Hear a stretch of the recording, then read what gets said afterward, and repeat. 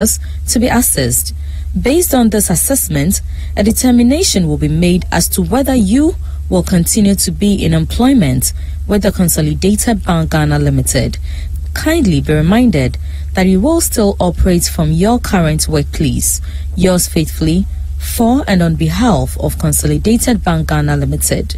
Signed, Daniel Ado, Managing Director/CEO. Meanwhile, receiver of the various banks, Ni Amano Dodu of KPMG, in a letter to all the workers of the affected banks, officially notified them of the abrogation of their contract with their banks. A letter to employees cited by City Business News says, as you may be aware, the Bank of Ghana revoked the operating license of Unibank Ghana Limited under the Banks and Specialized Deposit-Taking Institutions Act 2016, Act 930, BSDI Act, and appointed Ni Amano Dodu as the receiver for the bank. The bank's deposits and selected assets and liabilities have been transferred to Consolidated Bank Ghana Limited under Section 123 Clause 2 of the BSDI Act. Accordingly, we wish to inform you that your appointment with the bank has come to an end. Meanwhile, the Ghana Federation of Labour has expressed its readiness to help employees of the 5 collapsed banks in determining their entitlement. The affected workers have since been absorbed by the Consolidated Bank following the revocation of the licenses of the former banks. There is more in the following report. According to the Ghana Federation of Labour, the decision to intervene in the welfare of the affected workers should reduce apprehension and possible litigation over the payment of severance packages. The Acting General Secretary of the Union, Kenneth Kumsin, tells City Business News the move will, however, be subject to existing unionized agreement with the former employers. In contract of employment is of essence in this matter. We need to understand if the workers had collective bargaining agreement. We need to understand if they had conditions of service. If they had a collective bargaining agreement, then what we are looking for is the clause that covers redundancy. So we are going to invoke the redundancy clause at this time to determine what is the liability of the defunct banks as far as the employees are concerned. If there is no contract of employment, then it is important that the employees make effort to contact the labor unions. They can talk to the Ghana Federation of Labour, and for us to get into the issue and investigate and look at how best we can put in place measures to ensure that they are not shortchanged in the process of the transfer of assets and liabilities to the new bank known as Consolidated Bank. The government, upon the BOG's decision to revoke the licenses of the 5 banks, established the Consolidated Bank. The bank, among others, assumed deposits and selected liabilities of the 5 banks.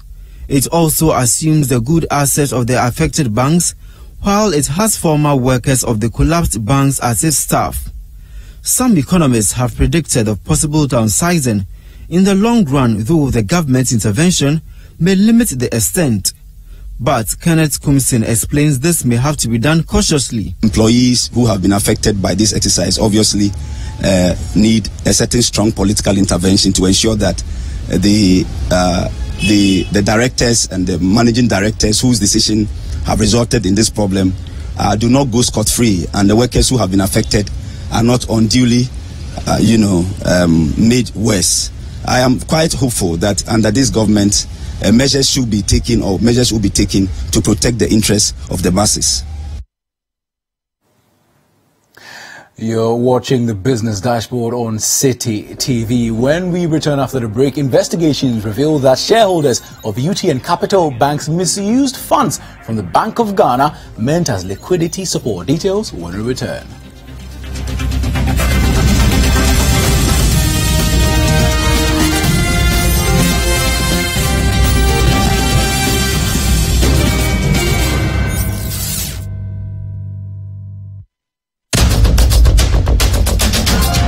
Tune in to The Point of View, Mondays and Wednesdays at 9 p.m. as Bernard Avlet takes the news further.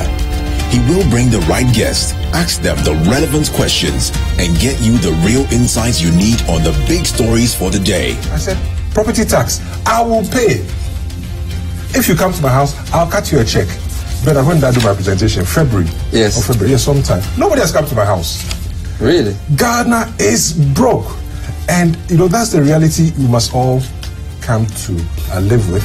The Point of View with Bernard Affle. Monday and Wednesday nights, only on City TV.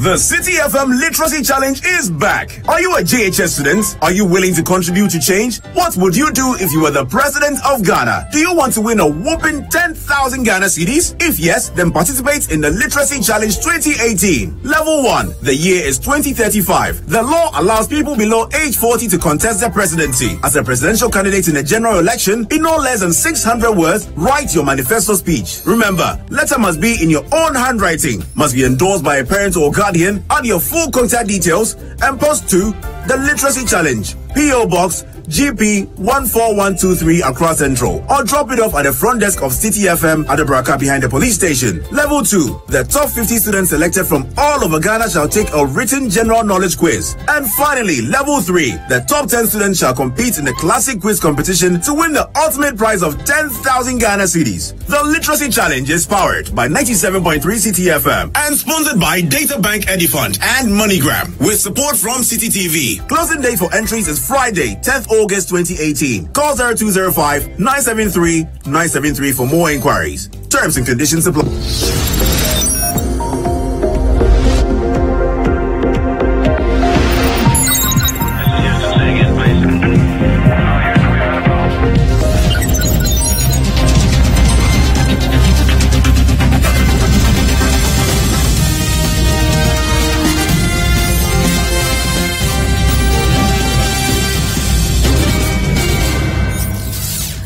You're welcome back to the Business Dashboard on City TV. Let's stay with the banking sector for our next story.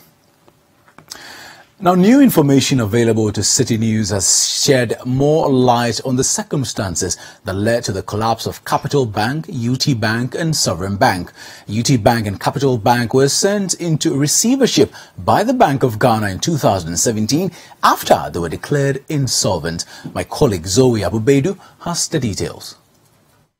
According to documents cited by City Business News, in the case of Capital Bank, it was discovered that the company and its management, led by William Asu Asian, engaged in capital re-engineering amounting to 56 million cedis through placements to financial institutions. Mr. Asian is described as having used the bank as a piggy bank to fund his investments like Ocean Spring Mineral Water, Braidland Services, Accent Financial Services, ASEC Life Assurance, and Capital Africa Group. City News also discovered email communication between the CEO of the company, Reverend Fitzgerald Odonko, to Mr. Asian and board chair of the bank, Dr. Mensa Otable, in which he denied issuing commercial papers bearing his signature valued at 100 million Ghana cedis to two companies, MC Management Services and All Time Capital, even though the documents bearing his signature had been filed by the bank. It was also discovered that funds from the bank were used as capitalization for the establishment of Sovereign Bank, which was among 5 banks collapsed by the Bank of Ghana last week. With UT Bank, it was discovered that UT Bank defaulters made payments amounting to 5 million Ghana cedis to a former director and CEO that were not declared to the board. The bank was also found to have placed foreign currency with the savings and loans in breach of the banking law. The reports also revealed that the bank was the beneficiary of liquidity support from the Bank of Ghana amounting to 860 million Ghana cedis. The bank used this support to pay off maturing obligations and international credit lines. It was also used to settle repayments of obligations from international creditors such as Amethyst Finance Limited and the African Development Bank.